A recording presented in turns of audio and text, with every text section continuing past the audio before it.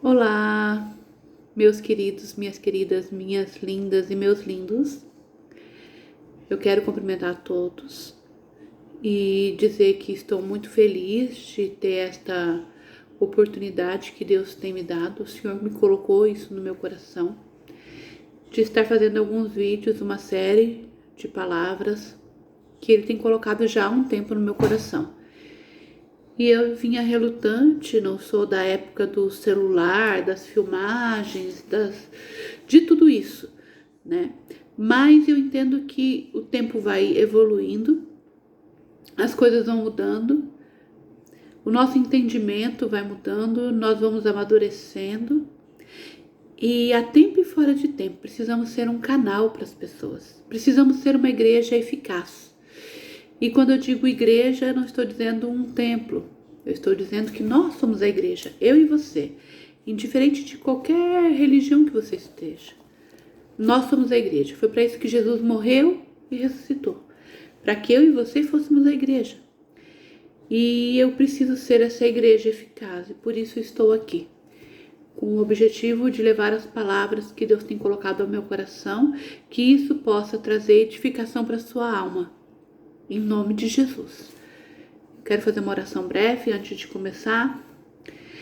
Senhor meu Deus e meu Pai, eu me coloco na Tua presença e eu quero te clamar, Pai, em nome do Teu Filho amado Jesus Cristo. Uma oração movida, guiada e direcionada pelo Teu Espírito Santo.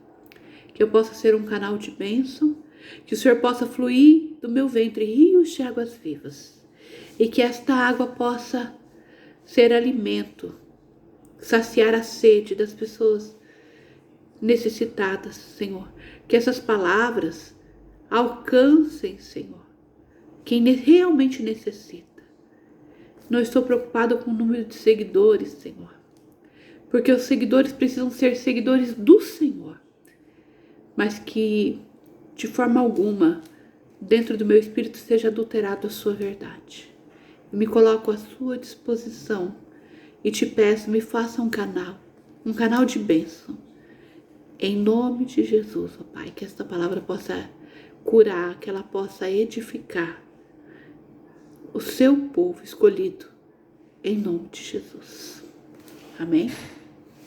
Hoje eu inicio então uma série de ministrações, de palavras ou de palestras, como você quiser nomear, sobre verdades absolutas, sobre as nossas verdades absolutas. Há uns dias atrás, eu estava num culto e o Senhor falou para mim sobre Judas. E é sobre ele que eu quero falar com você esta noite. No livro de Mateus, no capítulo 27, no versículo 3, fala sobre a morte de Judas. E eu vou ler um versículo com vocês. Então Judas, que o traiu, vendo que Jesus havia sido condenado, tocado de remorso, devolveu as 30 moedas de prata aos principais sacerdotes e aos anciões, dizendo: pequei, traindo sangue inocente. Eles, porém, responderam: que nos importa? Isso é com você. Então Judas, atirando as moedas de prata para dentro do templo, retirou-se e enforcou-se. Quando eu li essa palavra, e há muito tempo, muitos anos, eu sempre me questionei por que Judas teve essa atitude. Ele andava com Jesus. Por que Judas, depois de ter essa atitude, se encheu de tanto remorso e se matou, se ele era tão mau? Acredito que em algum momento isso tenha incomodado seu espírito e você tenha se perguntado: por que Judas teve essa atitude? Nós sabemos que era mister que isso acontecesse, sabemos que era mister que Jesus morresse, que era necessário que isso acontecesse, para que hoje eu e você tivéssemos essa liberdade em Cristo, de poder falar com Ele, dele se manifestar através do Espírito Santo em nós, e tudo que Ele fez por nós na cruz do Calvário, por todo o seu reino que Ele colocou dentro de nós para ser manifesto. Era necessário que acontecesse. Porém, eu sempre me perguntei, e acredito que muitos cristãos, ou alguém que já ouviu essa palavra, se perguntou por que Judas teve essa atitude. E num culto, há uns dias atrás, o Espírito Santo me falou de Judas. E o meu coração se entristeceu profundamente, porque nós temos vivido uma época muito forte na religião. E quando eu falo de religião, eu não estou falando de ministérios, esse ou aquele, pentecostal, tradicional, porque realmente para mim isso não importa. Mas a religião, ela está muitas vezes dentro de nós, dentro do que nós acreditamos. E Judas era extremamente religioso. E o Espírito Santo falou para mim sobre Judas nesse sentido. Porque na época, todo mundo esperava um Messias libertador. Um Messias que tivesse uma atitude de tirar Israel das mãos dos romanos. Porque eles estavam sendo governados por um povo pagão. E eles esperavam. Na verdade, não só ele, outros tempos, as pessoas esperavam essa profecia, que viria um Messias, que os libertaria da situação de escravidão. E ele esperava isso. Então Judas, por andar com Jesus e ver todos os milagres que Jesus fez, ele tinha convicção de que Jesus era o Messias. Nós, quando conhecemos a Jesus, a Cristo, dentro de um evangelho, nós temos convicção de que Ele que salva. A religião nos traz esse momento. Termos convicção de que Jesus morreu e ressuscitou por mim. E Jesus e Judas não era diferente. As convicções são um marco na nossa vida quando nós conhecemos a religião. Convicção. É diferente de conversão. E Judas, ele era convicto de que Jesus era Messias, o Salvador. Só que ele tinha a sua concepção. Então tudo que ele via, e eu quero colocar um paralelo aqui, que isso é muito forte na religião. Eu falo isso porque eu nasci em berço evangélico, desde criança, servindo a Deus da forma que eu sempre achei correta, até que Jesus veio e se apresentou para mim e falou: filha, você é religiosa. Pregando, expulsando demônios, tirando meninos da rua, dependente químico, levando para uma casa de recuperação. Jesus veio no meu quarto e falou assim: eu tô com saudade de você. E ele começou a se apresentar para mim, mas foi por conta de uma oração que eu fiz. Um dia eu orei, eu disse: Deus, como eu era de uma igreja com alguns costumes diferentes, eu julgava muito as pessoas que não eram da mesma forma que eu era. E um dia eu fui numa igreja diferente da minha, que tinha os costumes igual aos meus, e vi aquelas pessoas adorando a Deus, e eu falava, de repente a minha visão se abriu, eu falei: poxa, mas por que essas pessoas não são igual a mim? Todas vão para o inferno? Tá errado, eu preciso aprender algo novo. E eu fiz essa oração e falei assim: Deus, eu quero esquecer o que um pastor me disse, eu quero esquecer o que eu acho, o que eu acredito. Eu quero que o Senhor se apresente a mim e me diga qual é a sua verdade. Por isso que o tema desta série de ministrações vai ser sobre as verdades absolutas que a religião nos traz. E Pedro era convicto que Jesus era o Messias. Só que ele tinha a sua bandeira.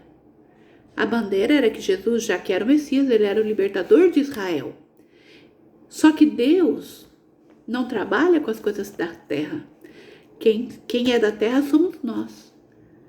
E precisamos entender que nós somos peregrinos, mas a nossa vida e o nosso caminho real é a eternidade. E nós vivemos na terra, com os pés na terra, com pensamentos da terra. E por conta disso, quando o evangelho é apresentado para nós de uma forma religiosa, nós levantamos as nossas bandeiras. Nós matamos em nome de Cristo. Nós julgamos, maltratamos, humilhamos pessoas, nos sentimos superior a outros que não fazem ou não professam a mesma fé ou não andam da mesma forma que nós.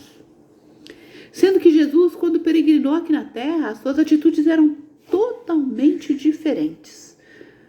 As atitudes de Jesus era de chamar o cobrador de impostos, que as pessoas não gostavam,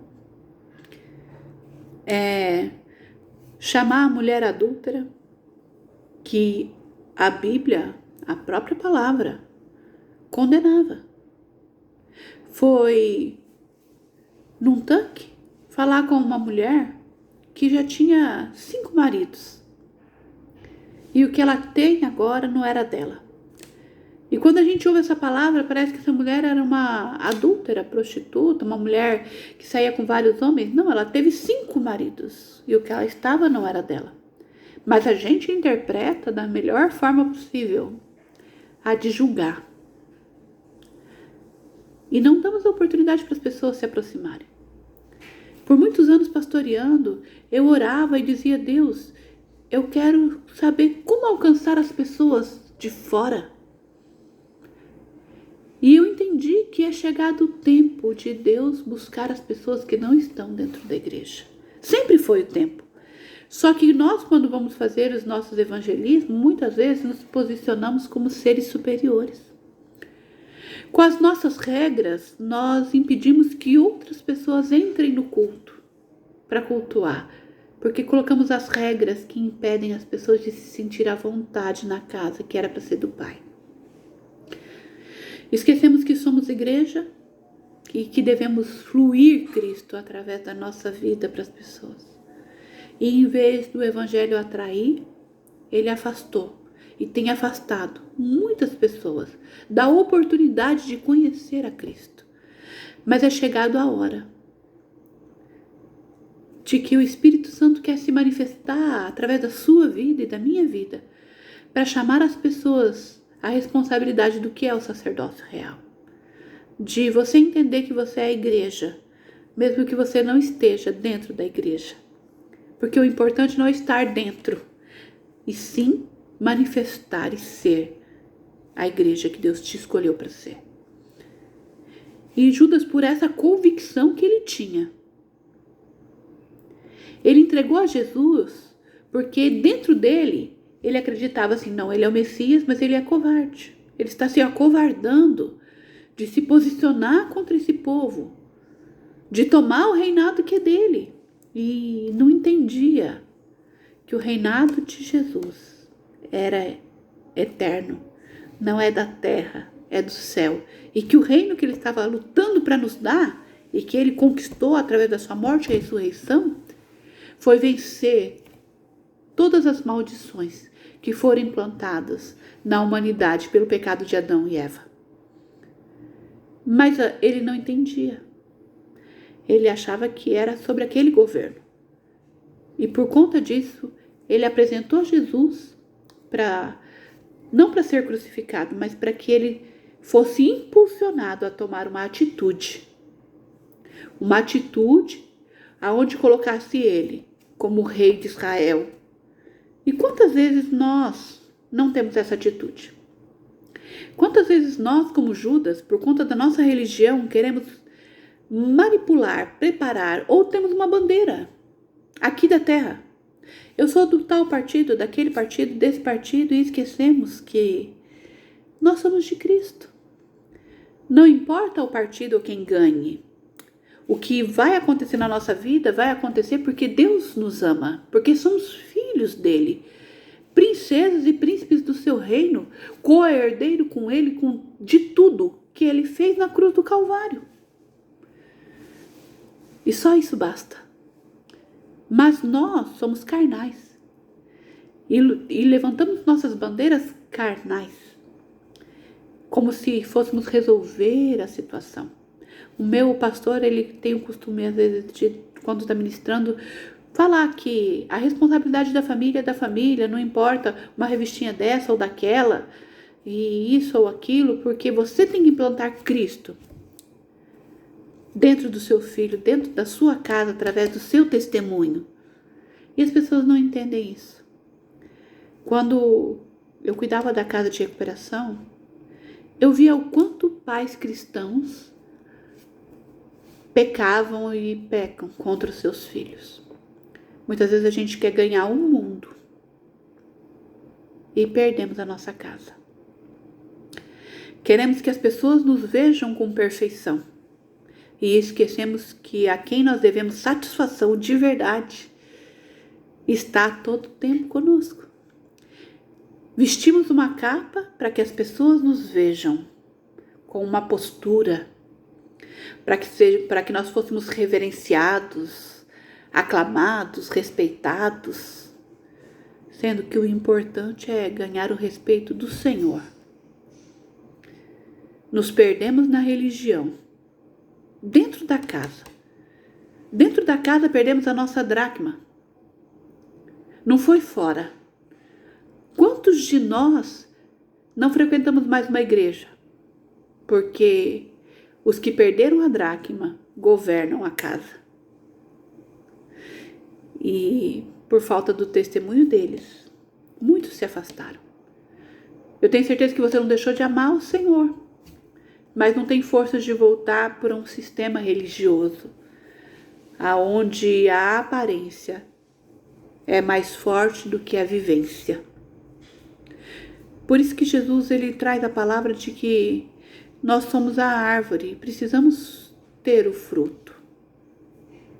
E aí nós se preocupamos tanto com uma postura, com uma posição, quantas pessoas estão preocupadas com o cargo e em ser chamada no cargo que está.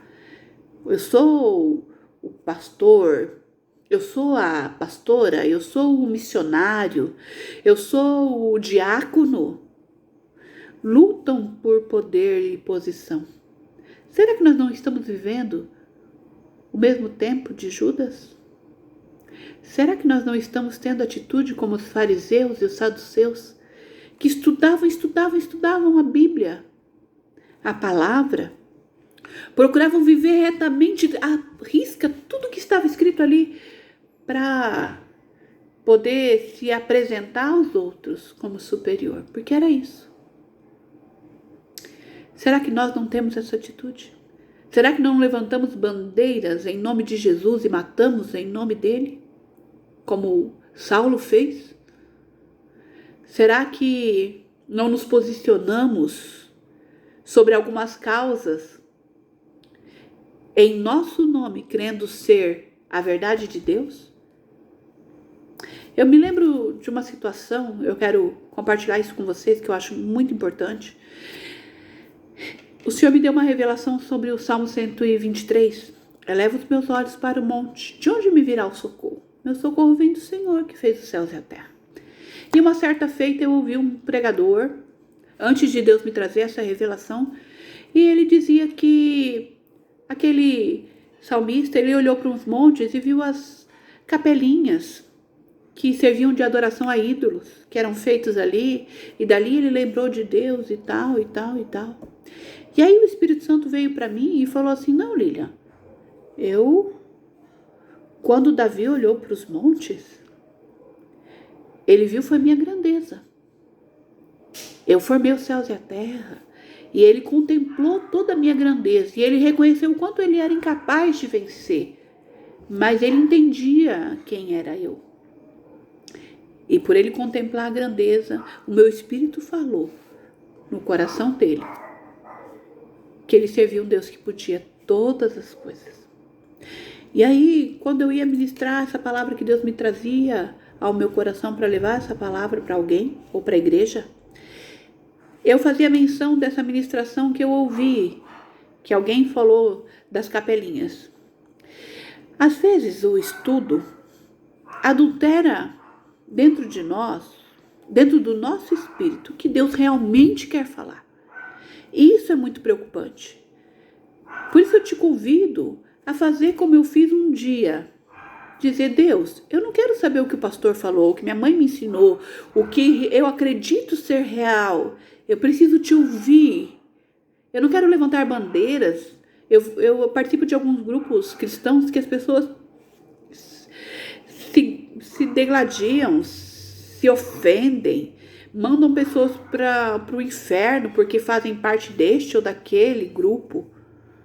deste ou daquele partido, deste ou daquele pensamento, com palavras às vezes tão fortes que Deus não nos autorizou a fazer. E eu me coloco assim e digo, Deus, muitas vezes nós, por conta dessas verdades absolutas, não só nessa questão, às vezes eu falo de partido porque é uma coisa que nós estamos vivendo muito hoje, mas não por conta só disso, por conta de todas as nossas crenças. Olhamos as pessoas como um ar superior. Nós falamos que amamos a prostituta, o drogado, o homossexual, e esse ou aquele, como se nós fôssemos superiores a eles. E esse amor não atrai. O que atrai no amor de Jesus, quando ele se enchia de íntima compaixão, quando ele ia ministrar a cura ou a libertação sobre alguém, a Bíblia fala assim que ele se enchia de íntima compaixão, porque nele estava a compreensão do que aquela pessoa era, a real história daquela pessoa, de como aquela pessoa se sentia sobre cada circunstância, seja ela o adultério, a morte, ou seja lá o que for. Ele sabia o que aquela pessoa tinha passado. Ele conhecia a história. E nós, muitas vezes, não conhecemos a história. Não sabemos o sentimento real. Mas somos peritos em pegar a Bíblia. Às vezes nem pegamos, né? Por conta dos nossos conhecimentos. Excluímos algumas pessoas do nosso meio. Humilhamos sutilmente. Rejeitamos sutilmente por conta das nossas verdades absolutas. Mas essas verdades absolutas não são as de Deus. Convide o Espírito Santo a trazer à luz qual é a verdade absoluta dele. Primeiro que em nenhum momento você vai ver Jesus se posicionando de uma forma a dar oportunidade a discussões sobre quem ele era. Nenhum momento. Sobre qualquer circunstância. Ele se impunha, ele se manifestava, havia a atitude que fluía dele, mas as palavras dele não eram de dar oportunidade a discussões, a bandeiras. Por isso nós devemos sair da convicção e precisamos de uma conversão, aonde nós olhemos os outros com íntima compaixão, não com superioridade, não com o ar de que somos melhores porque a salvação é nossa. Jesus morreu por todos. Se todos tomarem a decisão de morrer por ele, todos serão salvos, inclusive quem julga. Se você hoje buscar a Deus de todo o seu coração e refletir, um dia um homem se matou porque entregou Jesus, porque ele tinha uma bandeira, porque ele acreditava de uma forma que não era espiritual, do seu entendimento natural, de uma forma muito religiosa, porque o que ele acreditava era real dentro do conhecimento dele, mas não era a verdade de Jesus. Por isso que a verdade de Jesus entre em mim e você. Que ela seja a nossa única verdade. Que nós não precisemos debater as nossas verdades, porque elas não importam. Porque a verdade de Jesus ela é absoluta e ela flui em nós naturalmente.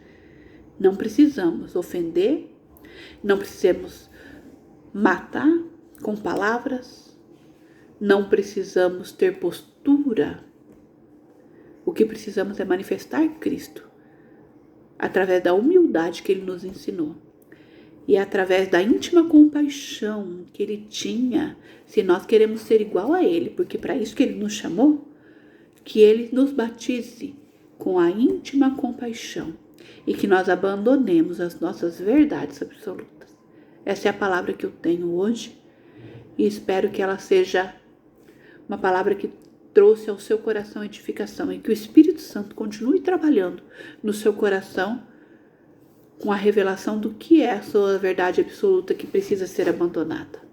E que a verdade de Cristo reine sobre você e sobre mim, em nome de Jesus.